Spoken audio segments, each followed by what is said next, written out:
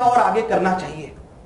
Sir ये तो बात हो गई, सर आपने बोला फोकस, ये तो हम दोनों चीजें कर चुके हैं सर, हमें पता है कि हमें क्या करना चाहिए, हम कोटा भी आ गए सर, अच्छी डिग्री के लिए तो आए सर, फोकस भी हमने रख लिया, सर हम तैयारी कैसे करें?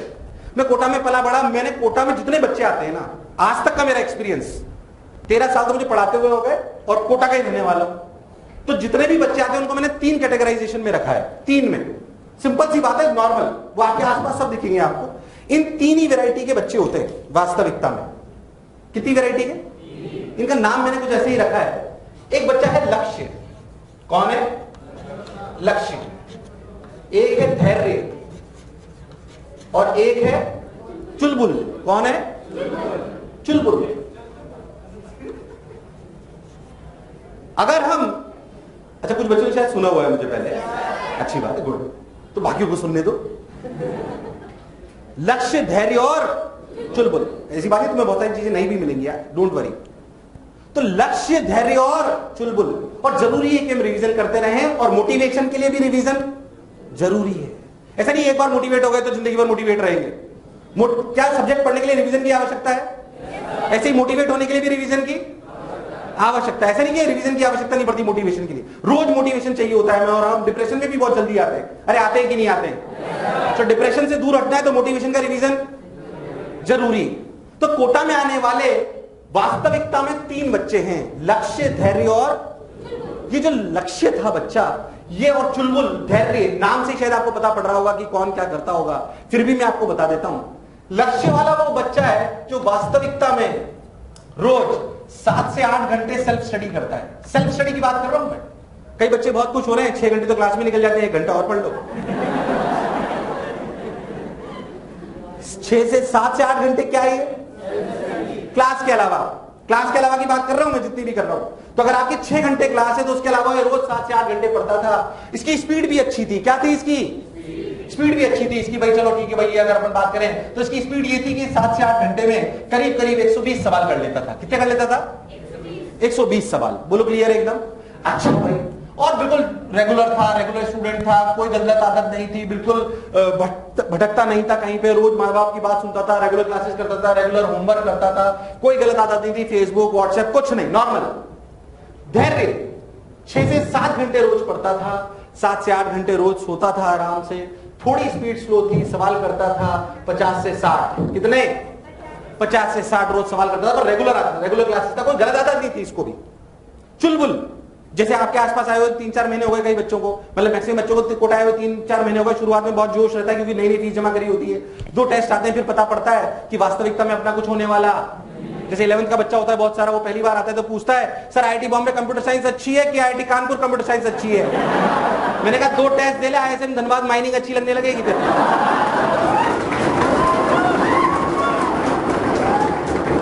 इट्स अ फैक्ट, ये फैक्ट है जो मैं आपको कह रहा हूं। तो ये वो बच्चे हैं, क्योंकि आप जैसे जितने भी बच्चे सब अपने स्कूल के टॉपर रहे होंगे। टॉपर नहीं जो टॉप 3 टॉप 4 में या अच्छी परसेंटेज के साथ, ऐसा तो कोई नहीं है जो 40% लाए थे 10th में। क्या सब अच्छी परसेंटेज लाए थे? कितने बच्चे ऐसे हैं जिनकी 10th में 80% के अभाव है? तो सब मैं जानता हूं। कोटा में बच्चा ही वो आता है जिस पेरेंट्स उसको भेजते जिसकी 80% के ऊपर है। जो आपके स्कूल में जिसकी 6 CGPA 7 CGPA आई थी, उसको किसी ने कोटा भेजा। अच्छा, हमारी क्या टॉपर बनने की आदत हो गई होती है कि स्कूल में होते हैं, देश में 14.5 लाख स्कूल हैं। कितने स्कूल हैं? 14.5 लाख स्कूल है देश में। अगर हर क्लास में, हर स्कूल में एक भी सेक्शन मान लो तो 14.5 लाख टॉपर हैं। ये फैक्ट है। इसलिए अगर आप स्कूल के टॉपर हो तब भी गलत फहमी में आने की जरूरत। These are competitive exams and you have to fight with it. ये एंटायरली डिफरेंट पढ़ाई है। 14.5 लाख स्कूल है देश में। कितने? 14.5 लाख। सोच, 14.5 लाख में हर एक में एक क्लास तो है। उन सब क्लास का टॉपर तो टॉपर मानता है अपने आप को।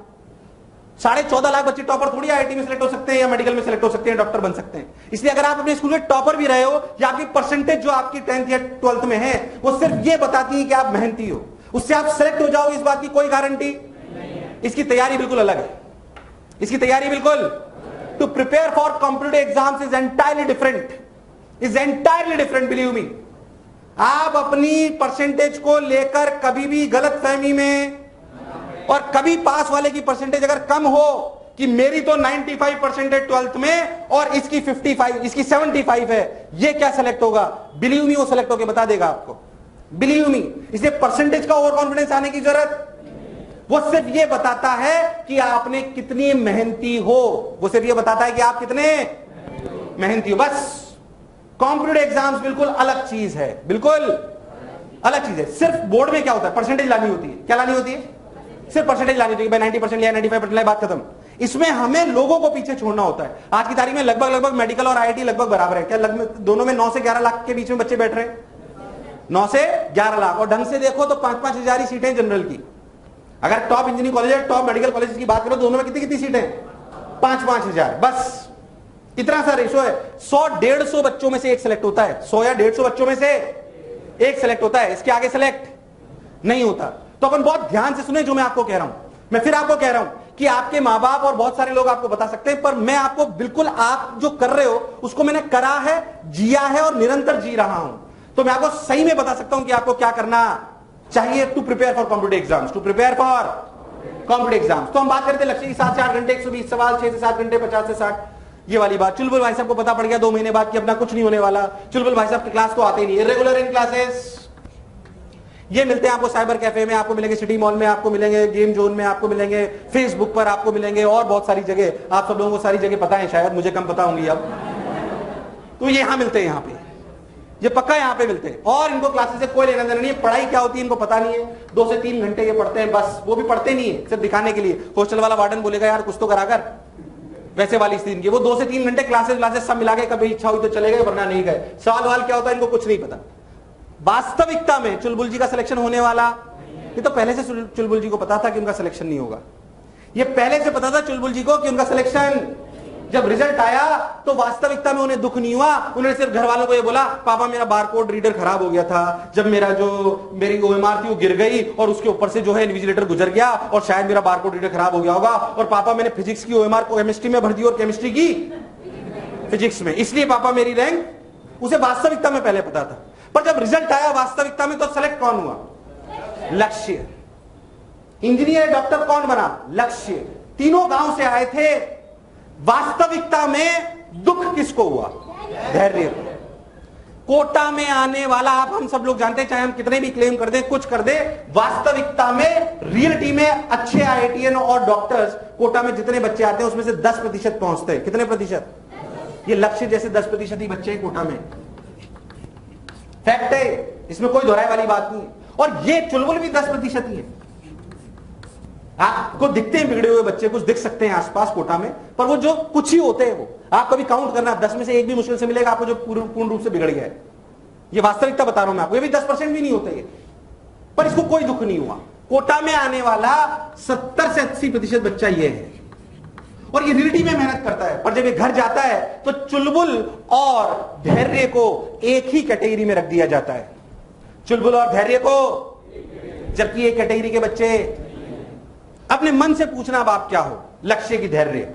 मुझे पता है जो बच्चा चुलबुल तो ये आया ही नहीं, उसे क्या मतलब काय का मोटिवेशन, मैं तो पहले से मोटिवेटेड हूं, बुला लो मैं कर दूंगा मोटिवेट। इसे चुलबुल तो आए ही नहीं। यहां पे बैठे 2 ही तरीके के बच्चे हैं, लक्ष्य और धैर्य। मैं कह रहा हूं प्यारे बच्चों, धैर्य मत बनना। धैर्य बन जाओगे दुख होगा, क्यों? मेहनत तो कर रहे हो। थोड़ा सोना कम कर दो, थोड़ा सोना कम कर दो, स्पीड बढ़ा लो। जैसे मैं आपको एक सिंपल सी बात बताता हूं, सोचना अच्छे से। आपने कहानी सुनी है कछुए खरगोश की? सुनी कि नहीं सुनी? कौन जीतता है? कौन जीतता है? क्यों जीतता है?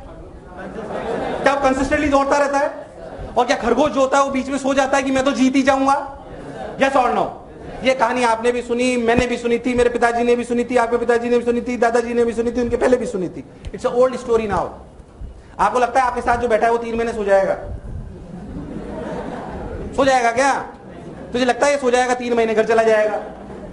सोच के देख, क्या सो जाएगा क्या 3 महीने? इट्स अ ओल्ड स्टोरी कि सर मैं तो कंसिस्टेंट हूं, रोज 2 सवाल करता हूं। सर मैं तो कंसिस्टेंट हूं, रोज 2 सवाल। ऐसी कंसिस्टेंसी किस काम की भाई? ऐसी कंसिस्टेंसी किसी काम की? हमें कहानी से क्या, हमें कहानी को सीख नहीं मिली। हम आज के कॉम्पिटिटिव दुनिया में तब जीतेंगे जब हमारी रफ्तार खरगोश जैसी होगी और कंसिस्टेंसी कछुए जैसी। हमारी स्पीड किसके जैसी होगी? खरगोश जैसी। और कंसिस्टेंसी किसकी जैसी होगी? कछुए जैसी।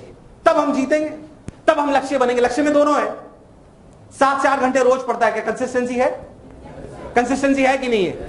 कंसिस्टेंसी है। और स्पीड उसकी 150 सवाल की, 120 सवाल की है। ये वेरी करता है। 120 सवाल में इंजीनियरिंग वालों को कहता हूं, जो मेडिकल वाले हैं उनको मैं 150 सवाल कम से कम कहता हूं। उसमें भी वेरिएशन आता है कि 11वीं का बच्चा है, 12वीं का बच्चा है कि 13वीं का बच्चा है। 13वीं का बच्चा है तो फिगर 180 चला जाना चाहिए मेडिकल में, और वो फिगर 140 से 50 के बीच में होना चाहिए इंजीनियरिंग के लिए। 11th में हो तो थोड़ा कम हो सकता है, 90 होना चाहिए इंजीनियरिंग के लिए, और 100-110 के आसपास होना चाहिए मेडिकल के लिए। So it varies. आपकी धीरे धीरे स्पीड बढ़नी चाहिए।